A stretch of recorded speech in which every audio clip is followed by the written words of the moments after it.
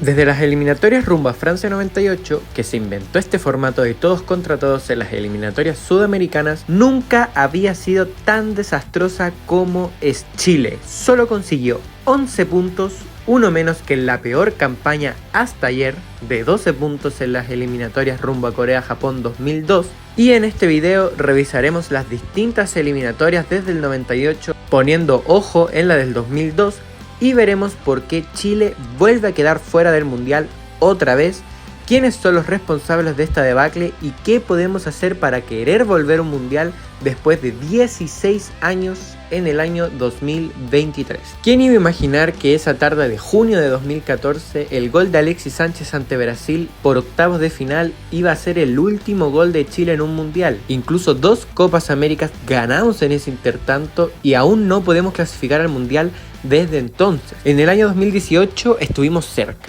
en 2022 más o menos, pero ahora luego de un par de partidos ya no había nada que hacer.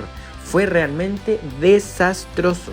El ambiente alrededor de la selección desapareció totalmente, ni siquiera para la Copa América del año pasado hubo algún tipo de congregación alrededor de la selección, y eso se vio reflejado en el último partido de ayer ante Uruguay en un estadio nacional prácticamente vacío. Bueno, 11 puntos fueron los que sacó Chile con solo 2 victorias, 5 empates y 12 derrotas, con un 18.5% de rendimiento. Chile solo hizo 9 goles y recibió 27. Bueno, ahora vamos a revisar los números de las eliminatorias desde Francia 98 en adelante y veremos por qué en los números esta es la peor eliminatoria de la historia. En Francia 98 quedamos cuartos.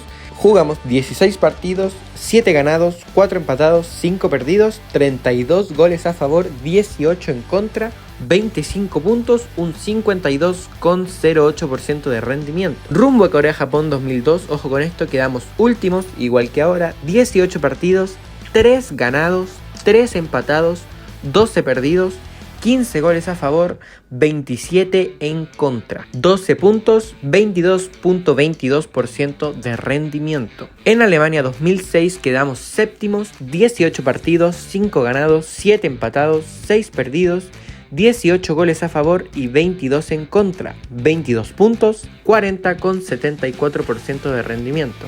A Sudáfrica 2010 fue la mejor eliminatoria de nuestra historia, quedamos segundos, 18 partidos, 10 ganados, 3 empatados, 5 perdidos, 32 goles a favor, 22 en contra, 33 puntos, 61,11% de rendimiento. A Brasil 2014, terceros, 16 partidos, 9 ganados, 1 empatado, 6 perdidos, 29 goles a favor, 25 goles en contra, 28 puntos, 58,33% de rendimiento. Rumbo a Rusia 2018, ya eliminados, sextos, 18 partidos, 7 ganados, 5 empatados, 6 perdidos, 26 goles a favor, 27 en contra, que eso terminó costándonos la clasificación, 26 puntos, 48,14% de rendimiento. Y a Qatar 2022, séptimos, 18 partidos, 5 ganados, 4 empatados y 9 perdidos, 19 goles a favor, 26 en contra, 19 puntos, 35,18% de rendimiento.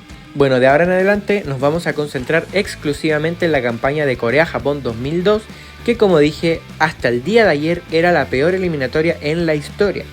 Con el empate ante Uruguay esto cambió y las eliminatorias rumbo a Norteamérica 2026 se convirtieron en las peores de la historia. Esto no solo se ve reflejado en los puntos obtenidos, sino también en los goles marcados, 9 solamente, y lo peor es que 4 de ellos fueron en el mismo partido.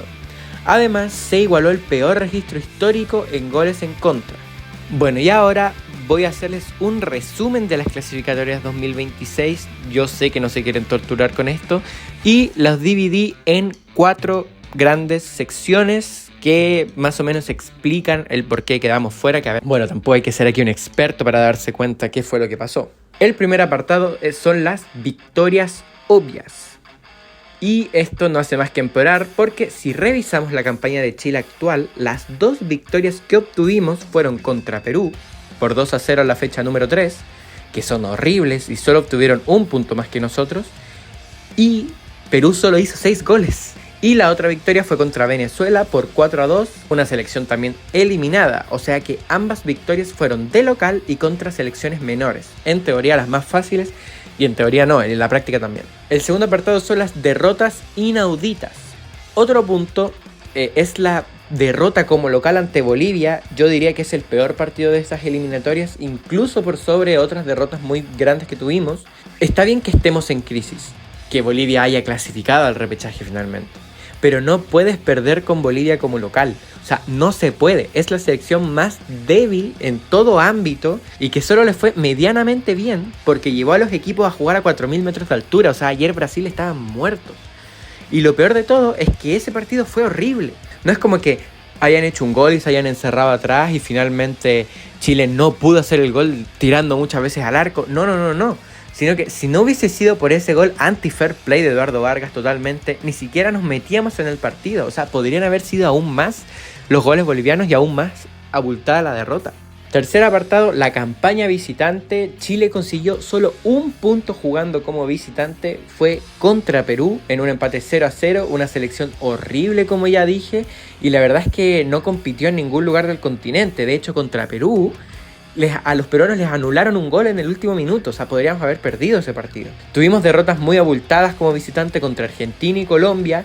Bueno, contra Argentina quizás es un poco más esperable. Eran campeones del mundo, son campeones del mundo. Pero Colombia, antes de Brasil 2014, era bastante inferior a nosotros. O sea, al menos era de nuestro mismo nivel o inferior. Y actualmente nos sacan mucha ventaja, tanto en la selección masculina como en la femenina también. Ojo con eso también. Y también una derrota insólita contra Venezuela como visitante, también 3-0, una vergüenza tremenda. Chile está, por lógica, obligado a ganarle tanto de local como visitante a estos equipos. Venezuela nunca ha ido a un mundial y nos goleó. Al final de todo esto, habiéndole ganado a Bolivia acá, a Venezuela allá y a Perú allá, estaríamos pensando en el repechaje probablemente. Miren lo que estoy diciendo, Bolivia, Venezuela y Perú. O sea, países que inclusive las eliminatorias a Rusia les pasábamos por encima fácilmente. O sea, Chile le ganó a Bolivia como visitante allá en La Paz para las clasificatorias pasadas, con una actuación increíble de Alexis Sánchez. O sea, la última gran actuación de Alexis Sánchez por la selección, diría yo. Y hablando de Alexis Sánchez y de delantero, el cuarto y último parámetro es la falta de gol. Puede ser una de las cosas más decisivas de todo. Solo hicimos 9 goles y 6 de ellos fueron las victorias como local ante Perú y Venezuela. Los otros 2 goles de local fueron contra Brasil y Bolivia, derrotas ambas, y el gol restante fue el de Vidal como visitante Uruguay, creo que en la fecha 1, donde perdimos 3-1. Y finalmente uno se pregunta, ¿es determinante la falta de gol para quedar eliminados? Mi respuesta es sí, pero no del todo. Por ejemplo, Paraguay solo anotó 14 goles, solo 5 más que Chile, y clasificó. Mismo caso que Ecuador, que clasificó segundo. 14 goles. La, entre comillas, entre demasiadas comillas, buena noticia, es que de local, Chile no estuvo tan mal. Fuera de las derrotas contra Brasil y Argentina, que, bueno, uno podría decir que son lógicas porque son potencias del continente, y ambos también fueron por un marcador cerrado. Argentina fue 1-0, a Brasil 2-1. Y si a esto sacamos de la ecuación la derrota inédita contra Bolivia, Chile sacó la mayoría del puntaje como local. Eso quiere decir que Chile como local aún se hace fuerte, lo cual creo que es la clave para el próximo proceso. Tiene que haber estadios llenos y con ambiente. Eso lo vamos a tocar en otro punto, el tema de las entradas. Chile empató con Colombia, con Ecuador, con Uruguay y con Paraguay. Y además le ganó a Perú y Venezuela. O sea, si se hubiesen ganado todos esos partidos, Chile hubiese sumado al menos 8 puntos más, lo que lo hubiesen acercado al repechaje, sin contar el partido con Bolivia. Bueno, y ahora vamos a ver cómo fueron las eliminatorias de Corea-Japón 2002. Que para los más jóvenes, nuestros papás nos contaron de lo horribles que fueron. Yo siempre escuché que la eliminatoria de Corea-Japón eran malísimos, no le ganaban a nadie. Y además que también salieron videos históricos como lo que fue la despedida de transmisiones de Pedro Carcuro desde el Estadio Nacional, que básicamente le pidió perdón a la audiencia por el horrible partido. El entrenador era Nelson Acosta y Chile consiguió 3 victorias, una más que ahora, ante Paraguay y Brasil como local y ante Venezuela como visitante. Además consiguió empates contra Bolivia, Ecuador y Paraguay. Chile perdió ante Venezuela como local y quedó último también en ese proceso con 12 puntos. Si bien fueron procesos bastante parecidos, Chile perdió más en la eliminatoria de Corea-Japón. En términos de resultados, creo que al menos Chile competía, o por lo menos pudieron generar esa victoria 3-0 contra Brasil en el Estadio Nacional. Chile también ganó como visitante contra Venezuela. También es verdad que perdió contra Venezuela acá en Santiago. Y si bien ambos procesos, al final compararlos, fueron ambos muy decepcionantes, creo que el de ahora fue, por diferencia, mucho peor. O sea, yo no sé si la gente que vivió el proceso a Corea-Japón opina lo contrario, ahí pueden poner su visión en los comentarios, pero personalmente yo no viví ese proceso. Ahora, la parte más interesante del video. ¿Quiénes son los responsables de esta debacle de la selección chilena? Bueno, yo encontré 3. La primera, la NFP. Y yo creo que es la mayor culpable. La NFP es una institución tomada por los representantes de los jugadores y eso se nota. Que aunque no esté confirmado, hay nóminas y citaciones que las hacen los mismos representantes. O sea, aquí no hay que taparnos el sol con un dedo. Y otro tema es el presidente totalmente asqueroso y ordinario que tiene la institución. Pablo Milad, la cara visible con declaraciones dignas de un criminal, como ayer que estaba sonriendo por no haber perdido con Uruguay. Y que uno escucha esas declaraciones del presidente de la NFP y terminaba más enrabiado que la cresta. O sea, para empezar, no sacó nunca a Gareca cuando debía hacerlo. Tiene al fútbol chileno en la miseria, tomado por las barras bravas, en la quiebra prácticamente, con unos campeonatos que solo sirven para perder plata, como lo es la segunda división, con deudas aún por pagar, como es el tema con TNT Sport por los partidos en la pandemia y del estallido social, con una crisis en las divisiones menores increíble, sin clasificar a mundiales, etcétera, etcétera, etcétera. Ya tan solo el ridículo que hizo acá con el Mundial 2030, que supuestamente se iba a jugar en Chile, lo dice todo. Al final quedó sacado de ese plan y nos regalaron, entre muchas comillas, el Mundial Sub-20. Nos dejó afuera de 2 mundiales masculinos, nos dejó afuera de mundiales femeninos, mundiales de categorías inferiores, sin competir en Copas América y mucho menos en las clasificatorias. Hizo amistosos inservibles como contra República Dominicana o contra Panamá, que goleamos 6-1 con hat-trick del Nico Guerra. O sea, eso ya nunca antes visto. Y por sobre todo unos precios altísimos para poder ir a ver un partido de la selección. O sea, casi 20 lucas la entrada más barata, incluso para el partido de ayer. O sea, un partido que ya estamos totalmente eliminados. O sea, si vieron el short que subí el otro día, yo dije que la FIFA había castigado a Chile con la mitad del aforo permitido. Pero igual ayer, yo no sé cuánto fue el público que había ayer, pero el Estadio Nacional se veía vacío. Segundo responsable, igual de responsable que la NFP, creo yo, Gareca. Ricardo Gareca. Bueno, fue el entrenador que más partidos dirigió estas eliminatorias y es de los directores técnicos más ordinarios que he visto en mi vida. Al igual que Milad, con declaraciones que parecían que estaba todo bien, que íbamos a clasificar al mundial. O sea, viviendo en el mundo de Bills y Pap. Nunca fue a mirar jugadores de la liga local. Yo creo que una vez, y fue cuando recién lo contrataron, que fue a ver un partido, creo que fue un superclásico o un partido de Colo-Colo, no recuerdo. Siempre citó a los mismos jugadores inservibles, como Diego Valdés, Víctor Dávila, puros paquetes. Y solo para que hagan memoria, el partido que se le gana a Venezuela en el Estadio Nacional, donde la figura y autor de 2 goles fue Lucas Cepeda, fue citado de emergencia esa semana, ya que Gareca no lo había citado. Bueno, al final creo que se ha dicho mucho de él ya a esta altura y afortunadamente ya se fue, así que creo que ya no vale la pena seguir enrabiándonos más de lo que ya estamos viendo este video. Y por último, el grupo de jugadores de la generación dorada también me parece un poco responsables por esta debacle. Quizás no tanto en este proceso, pero sí en los procesos sobre todo de Rusia. Creo que igual tienen menos culpa, o sea, al final ellos son los jugadores y no depende de ellos las decisiones dirigenciales. Pero bueno, creo que la generación dorada tuvo el peor final posible, que por ejemplo figuras como Arturo Vidal y Alexis Sánchez no mostraron nunca un buen juego, al menos en las eliminatorias rumbo a Norteamérica. Vidal al menos marcó un par de goles, pero las idioteces que habló por redes sociales durante toda la eliminatoria, declaraciones que no ayudan en nada, al final corrompen la moral del equipo y también genera tensión dentro del camarín. Y con la prensa también, o sea, se empiezan a preocupar de otras cosas en vez de preocuparse de jugar a la pelota. Otro jugador, Alexis Sánchez, creo que el mejor jugador de la generación dorada, para mí, podría ser el mejor jugador de la historia de Chile. Ha tenido un final de carrera muy irresponsable, sobre todo en sus cambios de equipo. Hace muchos años que no hace una pretemporada, por ejemplo. O sea, ahora que está en el Sevilla, no hizo pretemporada. O sea, subió algunas fotos entrenando con el Udinese, pero no hizo pretemporada con el equipo del Sevilla, por ejemplo. Y esto ya es algo constante. Pasó, después de que se fue del Manchester United, pasó creo que todos los años.